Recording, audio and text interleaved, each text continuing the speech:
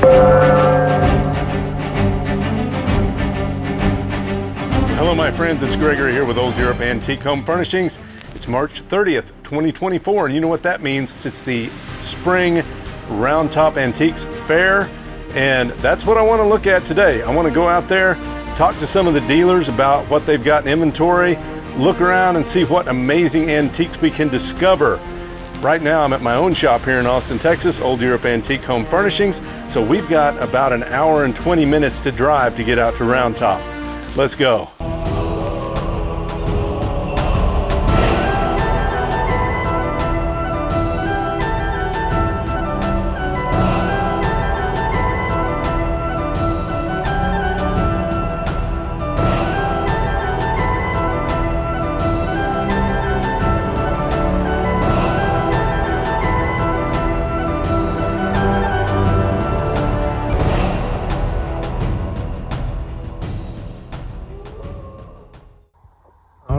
So we are right in between Warrenton and Roundtop, and I'm going to start today's adventure at Marburger Farm.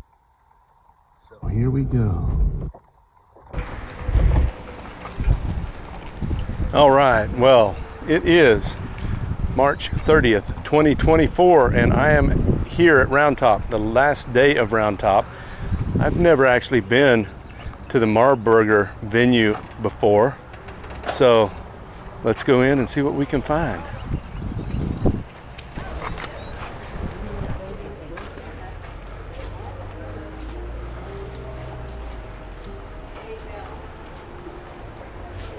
Well, this looks like a good booth.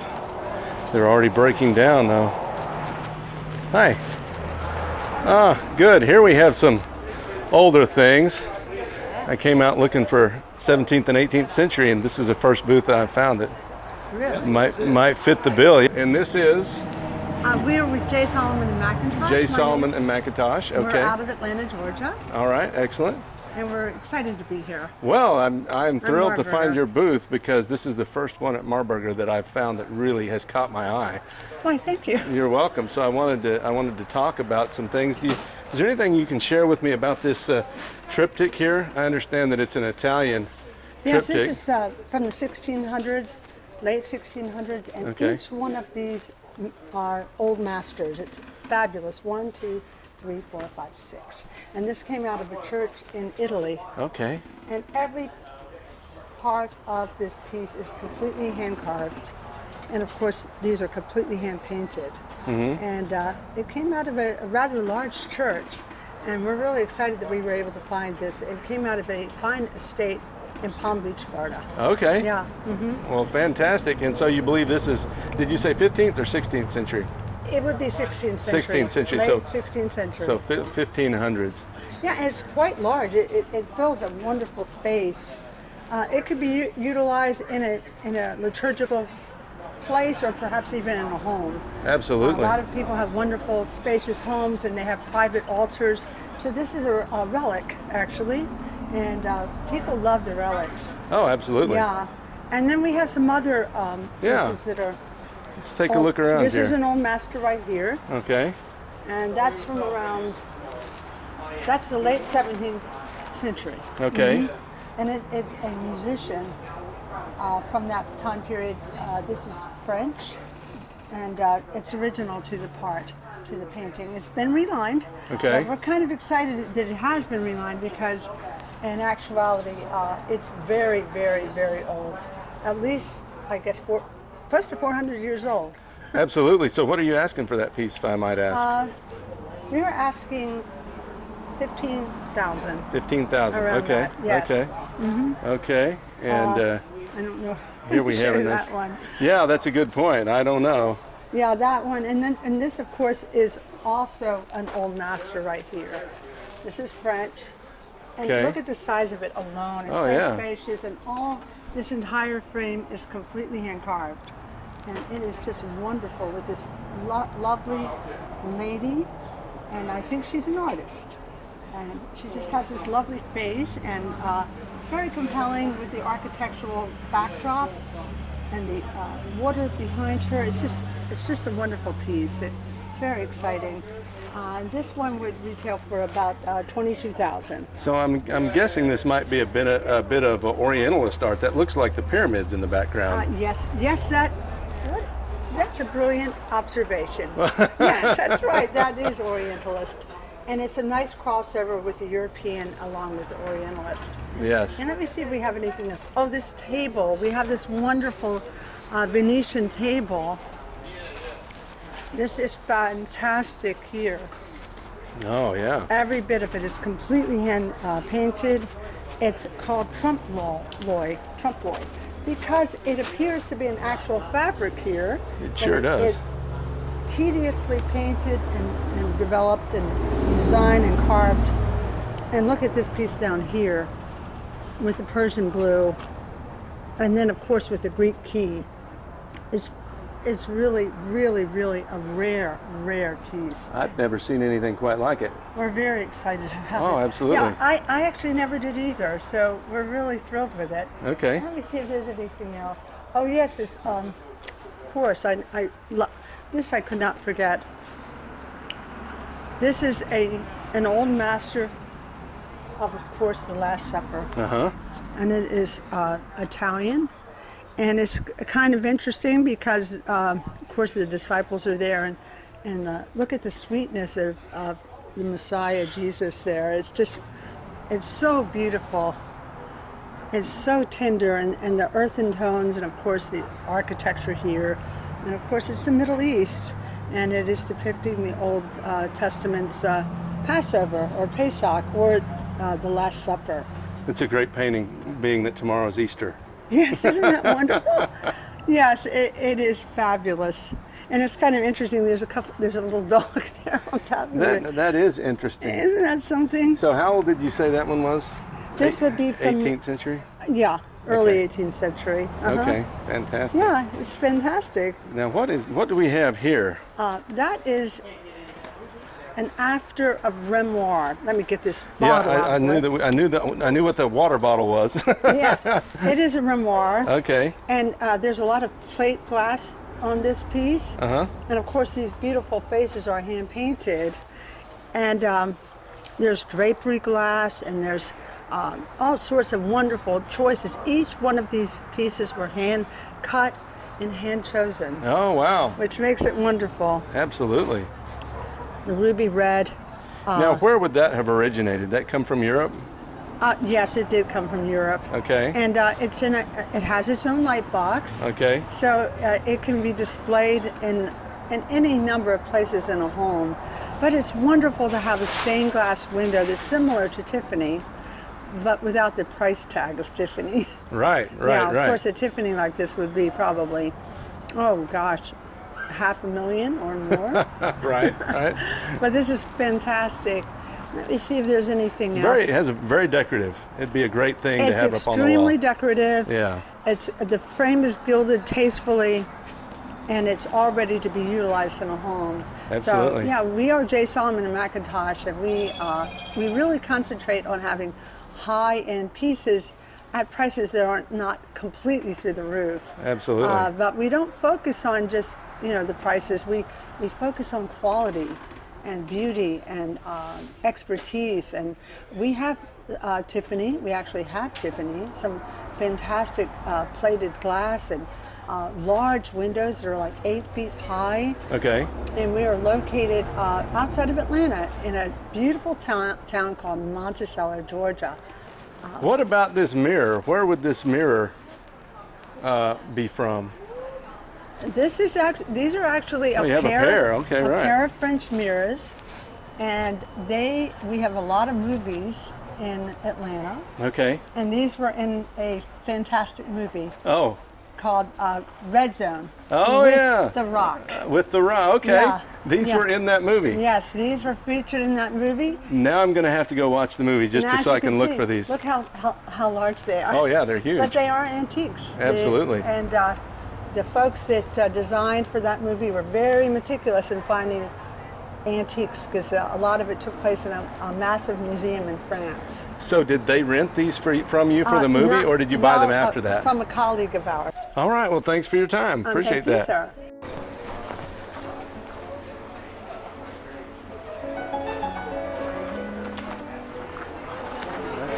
fantastic piece.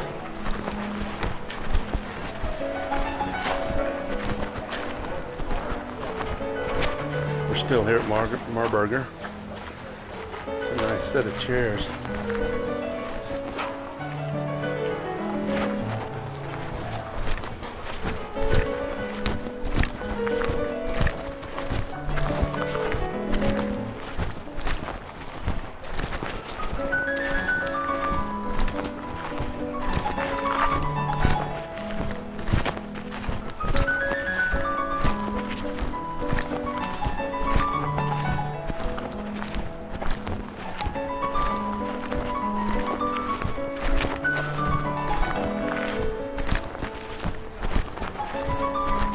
Things I recognize, like a Louis XV style desk there, probably, possibly, period.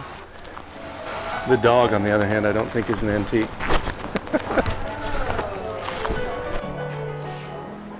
Okay, now I am curious about this place because what I'm seeing here are more clocks than I've ever seen in any one venue. Tell us a little about these clocks. Well, all of my clocks are 200 to 300 years old, roughly. Okay. They're all from Sweden, and I don't know if you can pan up with me, but absolutely, we call them Mora clocks. The very first little village that kind of put them on the map was Mora in Sweden, and Mora means mother in the Swedish language. Fantastic. And so they are supposed to remind you of the curves of a woman's body. Is that right? Yeah. Well, I always tell people, you know, we made beautiful grandfather clocks in our country. England made grandfathers. These are the flip of the coin. These are the grandmothers or mother clocks. Okay. And I love them because I think the curves of these beautiful old clocks are very sculptural in a room. Absolutely. And they really bring high drama and a lot of, you know, a lot of design flair. Well, what I find interesting is that unlike the continental clocks and the English clocks that have a wood finish, that's right, these are painted. They are. Yeah. And mostly, every now and then I'll find a beautiful wooden one, but the Swedish furniture, you know, is known to have these beautiful light washed finishes on them. Okay. They tell me a lot, some of the stories are that it's because the winters are dark there and long, and so they use the yellows. We're by good demos, the yellows, the creams, the blues, the grays, to kind of brighten up the house on the long dreary winter months. Okay. So a lot of the Swedish furniture has that beautiful painted finish. Okay. A lot of whites. So do you have a favorite? Everybody asks that. It's like a child. You're not supposed to say. No. Honestly, I would probably lean to this one just because I like this style. They call it a Stockholm clock or a Norrbotten clock. I hear it called different things, but they were known to be really tall, really slender, and they always had a beautiful, elaborate headpiece that has a cross hidden in it somewhere. And my business cards, I even used. It's perfect for Easter. It's perfect for Easter. My business cards even have the cross. Oh, there we go. In the Norrbotten that's in my home. All right. I'm probably partial to this pretty girl, but I love them all. Obviously, I think they're amazing. Okay. And just really pieces of art. So this one was, you can see the wedding rings that are carved into this clock, but when we opened her up, we found this old note written in Swedish, and it's dated 1917, but it basically says this clock was made 100 years prior. It has the provenance on it, you know, gifted on a wedding day. So I know she's 1817. I have the date on her, and given in love. About World War I. Right. And then this one, if you come down here, this one is one that I have that's really special because of what I found inside. She's got the bride and groom's initials, still monogrammed 1836. Okay. But when I pulled this old metal pin out of her side, which is so cool, and we open her up, we found this incredible poem written inside of her door. And that pendulum's not going to be doing anything anytime soon. No, that pendulum, they're very old. Yep. And we staple them in so they don't get lost. Right. But this is actually a mix of languages. It's not pure Swedish. Okay. And I had a man in the booth say he felt like it might be, a linguist said it might be sort of a forgotten language, like a dialect. Okay. Where villages mixed their languages. So you have a little German and a little Swedish and a little French, and there's a different languages. It wouldn't just completely translate to Swedish. Okay. So I found, God and love and peace. Some of the words pop out. So Absolutely. I know it's a blessing. And there's our Or, yeah. Someday maybe we can put all the pieces together of the puzzle, but I know it's a beautiful blessing. I know it has to be something, written to the bride and groom. Fantastic. So these clocks really are almost ceremonial. Yes, they were gifted on wedding days. They were gifted at the birth of a child. Okay. Yes, they were used like that. Yes. Okay, perfect. Yes. Well, that's a great little addition. That was fun. Well, I appreciate you taking the time to tell us about them. Absolutely. Do you have a website? I do, vedesigns.net. Okay, fantastic. Yeah, and I'm on Instagram, which I do the most on. So Okay. Vivian Estelle Designs on Insta. 5 o'clock your time.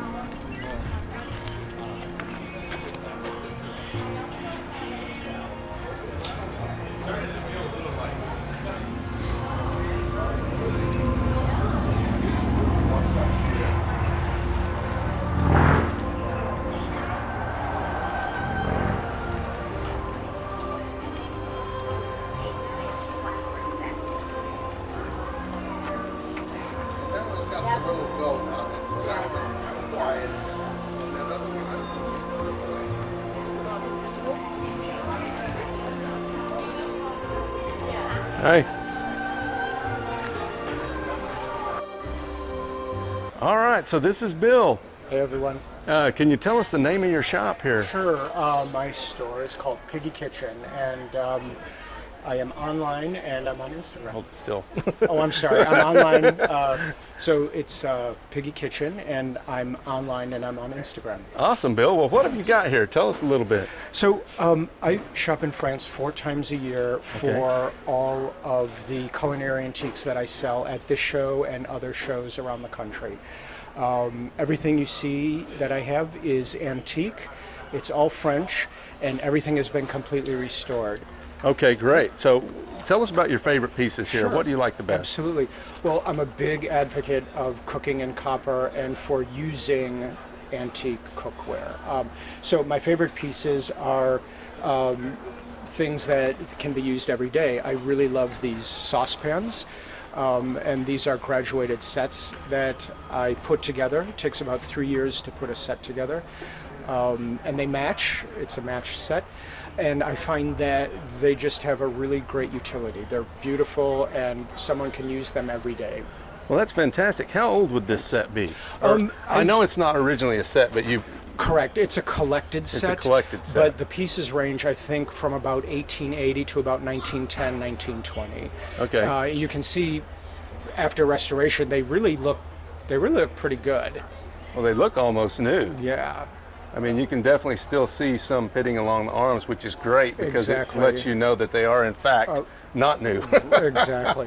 Which is what you want when you're buying antique items. Antique cookware. So what else can we look at here? Some really great pieces that I love. One is this egg white bowl. Some people call this a tempering bowl, but actually this would have come out of a patisserie in France, where a baker would be whipping up egg whites to make meringues, like baked meringue cookies. So I really love that connection where this piece had a purpose. It served a purpose in making meringues. So I love the story that goes along with a lot of these pieces. Absolutely. Now these look pretty threatening right here. I don't think anybody's going to mess with you having these around. Tell us about those. Sure. Those are all restored French butcher's cleavers. Okay. All dating to about 1880. They're all carbon steel, and they all sharpen up just beautifully. So I sell them to butchers. Look at those handles. Mezzalunas for chopping herbs. Okay. We carry a little bit of everything. Some beautiful glassware from Provence. Those are white wine glasses. That style is pretty indicative to what you would be drinking wine out of in a bistro in Provence. I went to school in Provence. Did you really? Yes, I did. Only for about 6 weeks. That's I can still make the claim, right? That's enough, absolutely. Okay. So we have some beautiful gratins, some really lovely large stock pots that date from about 1880. Again, more stemware. This is a beautiful piece down on the bottom shelf here. New York, that's actually New York from about 1870. An American piece. American, yeah. Okay. Really, really Yeah, fine. I see the NY on the side Stamped of it. with the New York, yeah, absolutely. Then I really love these these Daubiers. These are essentially stew pots that would go into a commercial oven or into a fireplace. I love those. That is called a poissonnière. That's for steaming fish. How old would That's a beautiful that be? piece. This I found in Provence. Okay. This is handmade. I would say this is probably the early 1900s. Okay. Yeah. All right. So, and this, yeah. is this transferware or is that painted? no, sir, that is transferware. Okay. That kind of cranberry transferware I think is really kind of interesting. So some other interesting pieces. This is called a turbotiere, and that's for cooking a Dover sole. Okay. And the shape is very specific, but that's exactly the shape of the fish. Oh, okay. So Yeah, I see another that now. wonderful case of kind of French specificity. Absolutely. Purpose-driven utensils. Absolutely, and I have some amazing sauté pans. This one came out of a restaurant in France. Okay. Well, all right, Bill. Well, Great listen, pieces. that's a fantastic little summary of what you've got here. We really appreciate it. Do you have a website? I do. I'm at thepiggykitchen.com. Thepiggykitchen.com. Yes, sir. All right. Well, thanks for your time, Bill. Thanks a lot, Craig.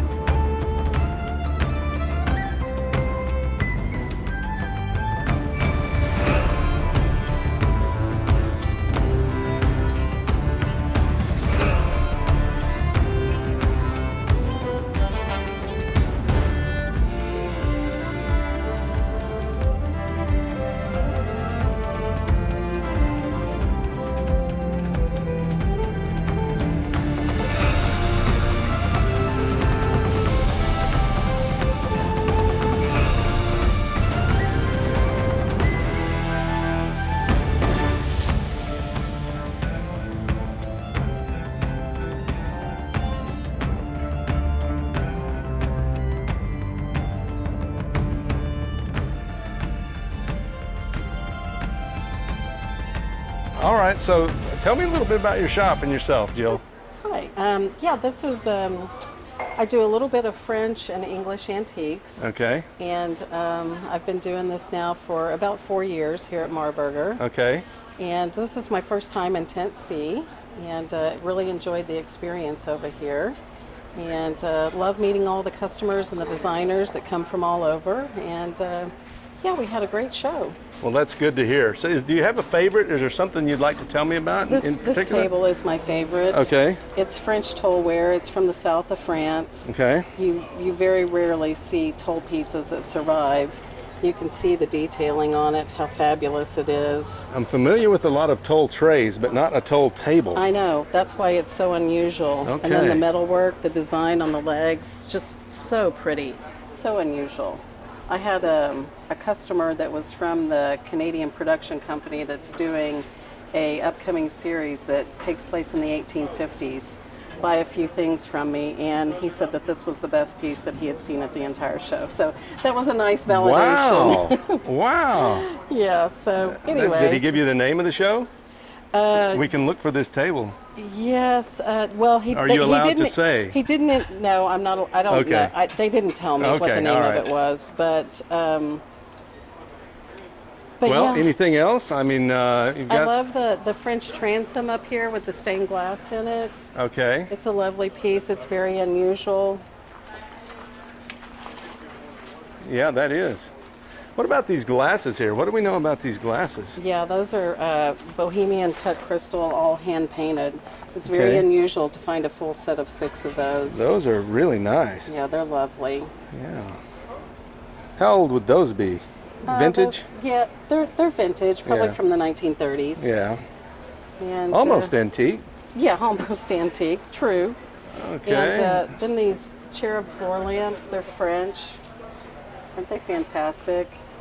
These would have been altar candles. Okay, which piece was? Oh, the gong. It's a Victorian dinner gong. It from sure is. England, and usually you don't see them that large, so it would have been from a pretty substantial English home. Well, not only do you not see them that large, you don't see these carved figures. You don't. Because exactly. I actually have 3 of those, but I don't have anything. You have 3 of them? That's impressive. I have 3 of them. They're all Yeah. 3 different sizes. Okay. Yeah, but yeah, I love that. And what I love too is the 2-tone coloring of the gong. Yes, I agree with you. It has a really lovely sound too. Oh, I bet it does. Can we hit it? Yeah, absolutely.